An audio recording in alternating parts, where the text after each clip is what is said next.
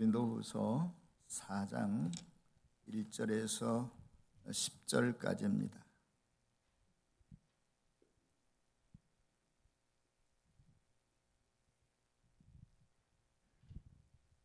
그러므로 우리는 하나님의 자비를 힘입어서 이 직분을 맡고 있으니 낙심하지 않습니다.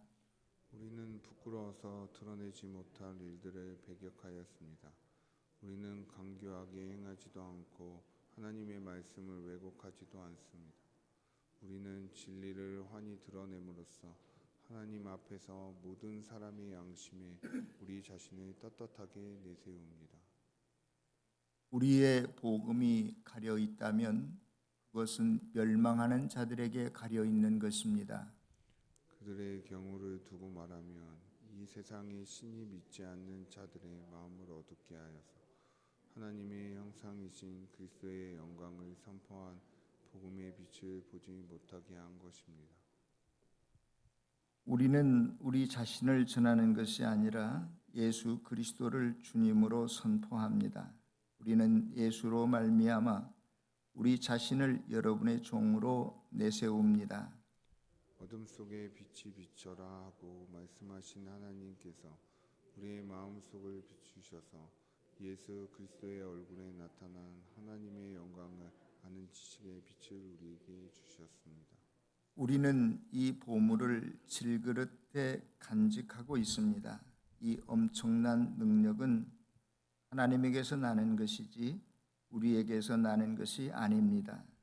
우리는 사방으로 죄어들어도 움츠러들지 않으며 답답한 일을 당해도 낙심하지 않으며 박해를 당해도 버림받지 않으며 거꾸로 뜨림을 당해도 망하지 않습니다. 우리는 언제나 예수의 죽음하심 우리 몸에 짊어지고 다닙니다. 그것은 예수의 생명도 또한 우리 몸에 나타나게 하기 위함입니다. 아멘. 며칠 전에 아주 오래된 친구한테서 전화가 걸려왔습니다. 이 친구가 다짜고짜로 저에게 하는 말이 중매 좀 서주게 그러는 거예요. 저한테. 그래서 제가 야, 새장가 가려고 그래. 나도 코가 석자다. 그랬더니 그게 아니라 자기 친구 하나가 있는데 친구 딸이 영국에서 공부를 마치고 왔는데 나이가 많은데 자기 주위에는 소개할 만한 총각이 없다는 거예요. 자네는 목사니까 아는 사람이 많지 않겠나. 그러니 거기에 걸맞는 사람을 하나 소개해 주게 그러는 거예요. 그러면서 나이는 몇 살이고 키가 얼마고 어쩌고 저쩌고 자랑을 잔뜩 해가기 시작하는 거예요. 그래서 제가 말을 막으면서 자네도 알다시피 내가 목사인데 그 자매가 크리스천이 아니면 내가 어디든지 소개할 수가 없어. 그리고 이제 대충 이야기를 끝내고 전화기를 내려놓았습니다. 제가 그 친구하고 전화를 끝내고 나서 곰곰 생각해 봤어요. 내가 그 친구에게 아무리 무슨 여건이 좋고 조건이 좋아도 크리스천이 아니면 안 돼라고 했는데 과연 크리스천이라는 게 뭘까 하고 내가 자문자답해 보았습니다. 오늘 본문에는 그 크리스찬을 우리라고 이렇게 표현하고 있어요. 그러니까 예수를 믿는 사람이겠지요. 기독교인이고 오늘 설교 제목을 제가 십자가의 신앙을 가진 자 혹은 십자가의 신앙 생활이라는 거 이렇게 제목을 비슷하게 붙였는데 그 십자가의 신앙, 믿음을 가지고 살아가는 사람을 크리스천이라고 할 수 있잖아요. 기독교인이라고도 할 수 있고 또 다른 말로 이야기하면 어떤 의미에서 우리는 예수를 안 믿는 사람들과 우리는 똑같은 질그릇이에요. 그렇죠? 그렇지만 그들과 우리가 하나님을 믿는 사람과 다른 것이 있다면 우리는 예수를 믿는다는 것이고 예수의 영을 우리 안에 가졌다는 것인데, 또 좀 더 다른 색다른 표현을 하자면 저와 여러분들은 같은 종족이에요. 세상 사람들은 우리와 같은 종족이 아닙니다. 그러나 그러면은 저와 여러분들을 같은 종족이라고 표현할 수 있는데, 종족이 뭘까? 국어사전에 찾아보니까 이렇게 정의가 되어 있어요. 같은 종류의 생물체 혹은 조상이 같고 계통이 같은 언어와 문화를 가진 사회 집단, 그렇게도 정의되어 있어요. 같은 부계 조상에게 제사를 지내는 피부치, 이렇게 정의되어 있어요. 그렇다면 저와 여러분들은 비록 나이가 다르고 성이 다르고 피부색이 달라도 하나님 한 아버지를 모시는, 제사하는, 예배하는 같은 종족이라는 말도 틀림이 없는 것 같아요. 사랑하는 성도 여러분, 그런데 저와 여러분들이 십자가의 신앙을 가진 사람들로서 같은 종족으로서 이 세상을 살아가는데 그들만의 특징이 있는 것 같아요. 오늘 본문에 보면 그리스도인들, 크리스천의 두 가지 특징이 있는 것 같은데, 하나는 뭐냐? 두려움을 가지고 살아가는 거예요, 이 세상을. 또 다른 하나는 뭐냐? 큰 능력을 가지고 살아가는 것 같아요, 오늘 본문에 의하면. 그러나 우리와 전혀 다른 종족들, 예수를 모르는 사람들의 특징은 반대로 어떤 면에서 거꾸로니까 전혀 두려움 없이 이 세상을 살아가고, 그렇지만 뭐 능력도 없이 살아가는 사람이 넌 크리스천이 아닌가 하는 생각을 해봅니다. 우리는 아까도 여러분들에게 조금 전에도 말씀을 드렸지만, 예수를 믿는 사람이나 안 믿는 사람이나 오늘 표현 본문에 의하면 질그릇과 같다 그랬어요. 이렇게 질그릇이라고 표현한 것은 그 당시 가장 흔한 그릇이 질그릇이었고, 그 다음에 그릇 중에서 가장 값이 싼 그릇이 질그릇이었어요. 깨지기 쉬운 게 질그릇이었어요. 그래서 질그릇 안에는 어떠한 귀중품도 담을 수 없는 그릇이었단 말이죠. 그래서 예수를 믿는 사람의 질그릇은 예수를 안 믿는 사람이나 똑같이 깨어지기 쉽고 부서지기 쉽지만, 그 안에 보배가 있기 때문에, 그 안에 예수가 있고 십자가가 있고 복음이 있고 생명이 있기 때문에 능력 있는 삶을 살 수 있다. 도리어 그것이 깨어질 때에 보배가 드러나기 때문에 그 삶을, 혹은 또 다른 말로 하나님께 영광을 돌린다라고도 이야기할 수 있는 것이죠. 그러나 예수를 모르는 사람들은, 자기 안에 십자가 복음이 없는 사람들은 자기가 스스로 질그릇과 같은 존재인 것도 몰라요.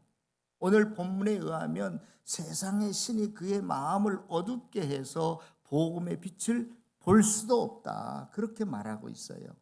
그래서 그들의 삶은 한결같이 혼미한 삶, 혼탁한 삶을 살아갑니다. 오늘 본문과 연결시켜서 생각해 보면 예수를 믿지 않는 사람들은 두려워할 줄도 몰라요.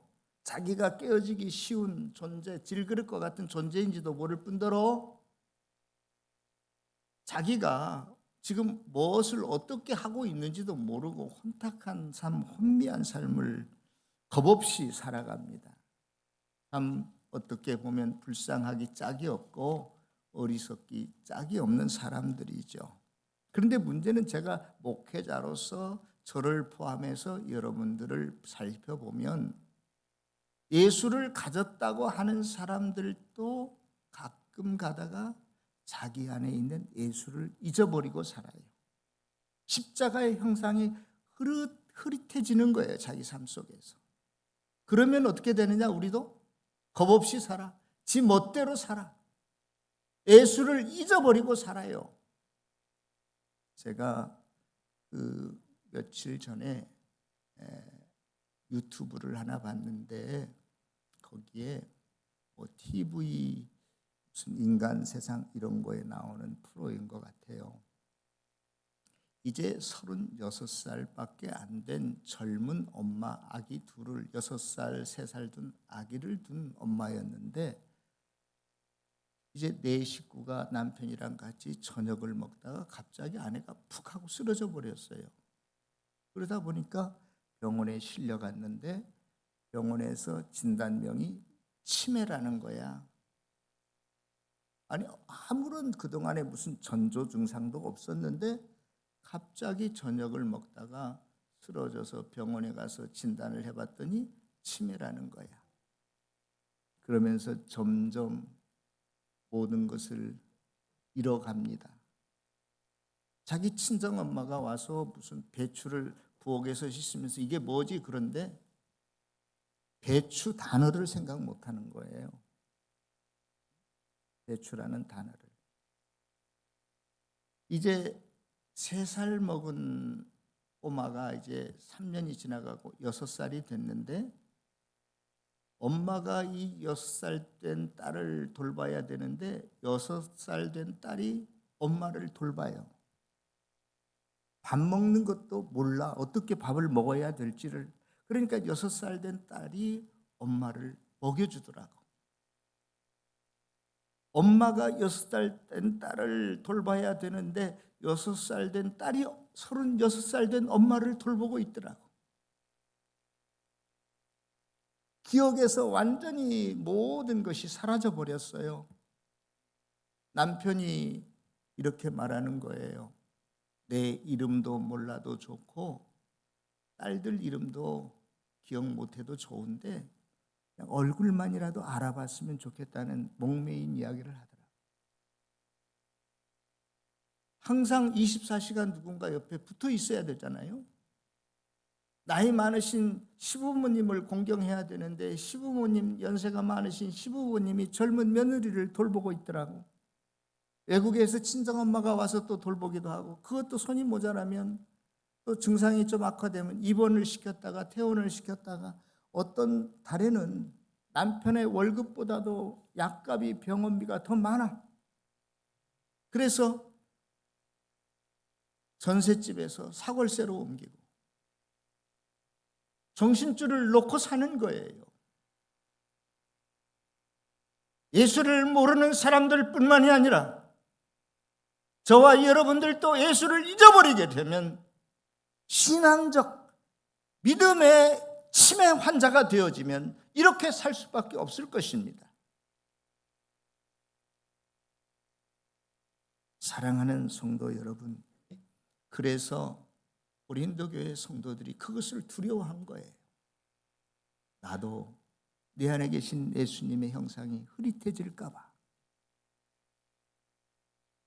예수님을 잃어버리고 살까 봐.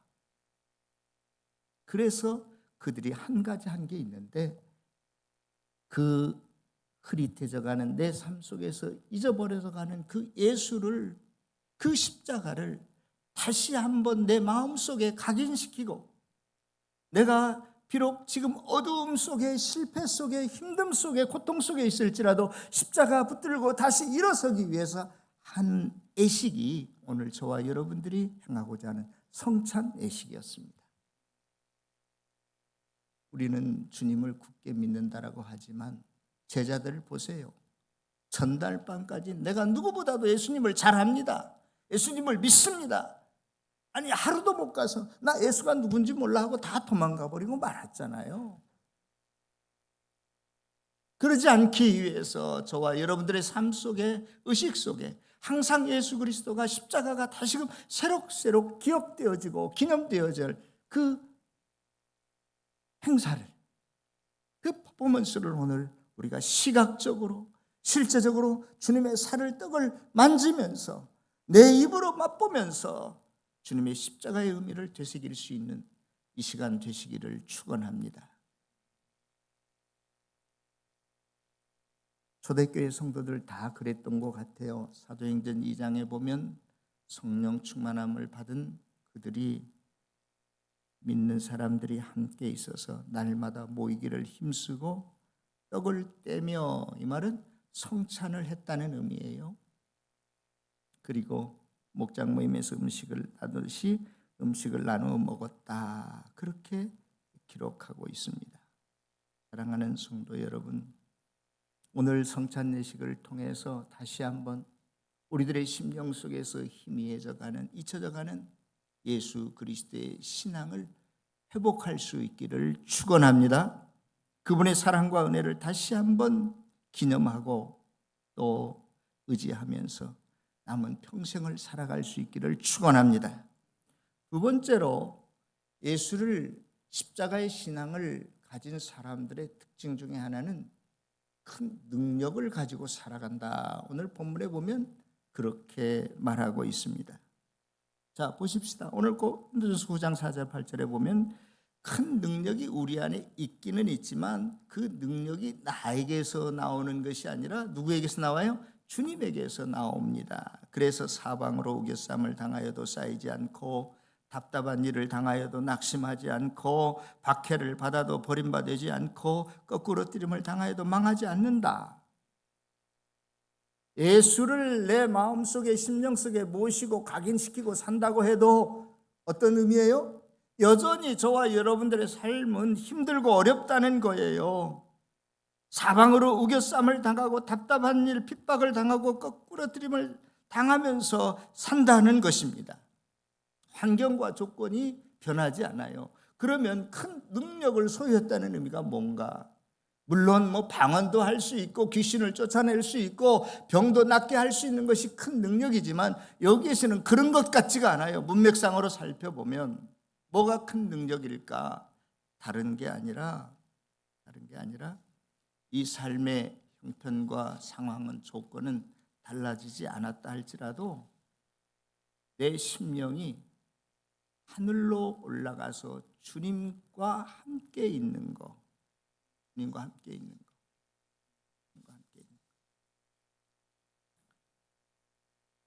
내 뜻대로 해결되어지는 것이 아니라 주님의 뜻대로 사는 것을 의미합니다. 사도행전 7장에 나오는 스데반의 최후의 모습을 여러분들 한번 상상해 보실래요? 많은 사람들이 스데반 집사를 향해서 돌을 던졌어요.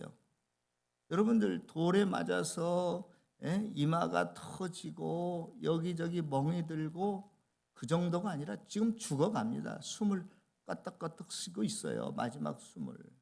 그러면서도 스데반은 저들의 죄를 용서해 주십시오라고 기도하잖아요. 하늘의 문이 열리고 인자가 우편에 선 것을 봅니다. 그는 그대로 죽었어요. 예수를 마음속에 믿고 있었지만 그렇게 억울하게 너무나 슬프고 고통스럽게 죽어갔습니다. 환경이 변하지 않았어요. 좀 다른 얘기는 하지만 빌립보에 바울과 실라가 갇혔을 때도 비슷했어요. 옥에 갇혀서 고문을 당하고 착고에 채워서 감옥에 있을 때, 온통 상처가 쓰라림 속에 있을 때도 그들은 이 세상의 조건을 보지 않았기 때문에 그들의 마음은 승천하신 하나님을 따라 올라가 있었기 때문에 할 수 있었던 게 뭐냐? 찬송과 기도잖아요. 능력이라고 하는 것은 내 마음대로 이루어지는 게 아닙니다. 내 뜻대로 이루어지는 거, 해결되는 게 아닙니다. 어떤 환경적인, 물리적인, 경제적인, 육체적인 고통과 어려움에서 벗어나는 것이 아닙니다. 어떠한 이 땅의 이익을 추구하는 게 아니에요. 이득을 얻는 게 아니에요.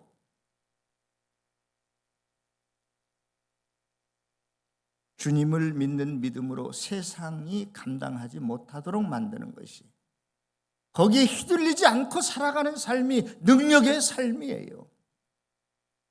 누가 나를 험담해도, 누가 나를 때려도, 돈이 없고 부도를 맞았어도 주님, 내가 이 세상 것에 의해서 살지 않습니다. 하나님만 바라보고 삽니다. 내가 주님의 뜻에 순종하는 것이 능력의 삶임을 압니다 라고 고백하는 거예요.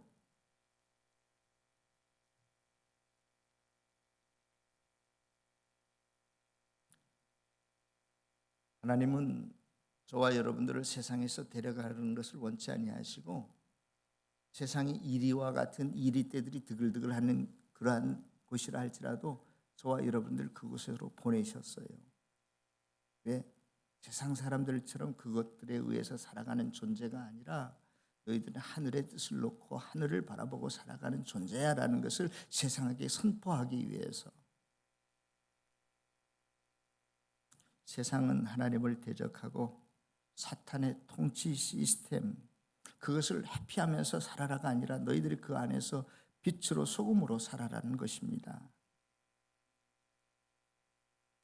요즘 우리가 요한복음을 묵상하고 있는데 16장에서부터 주님께서 몇 번 반복하면서 강조하신 말씀이 있었는데 그게 뭐냐? 내가 세상을 이기었노라. 너희도 세상을 이길 수 있다는 것입니다. 그래서 이제 내 몸에 예수 그리스도의 죽음을 가지고 십자가를 지고 산다는 것은 내 안에 간이 있고 폐가 있고 심장이 있듯이 마치 주님이 내 신체의 일부처럼 항상 나와 함께 있어서 내가 어디를 가든지 누구를 만나든지 주님과 함께 동행하는 삶, 주님의 뜻을 이루는 삶이 능력의 삶인 것입니다. 이제는 예수님으로 십자가로 기뻐하고 그분만으로 만족하고 행복하고 그리고 하늘의 평안과 또 소망을 가지고 살아가는 복된 성도들이 다 되시기를 다시 한번 주님의 이름으로 축원합니다. 기도하겠습니다.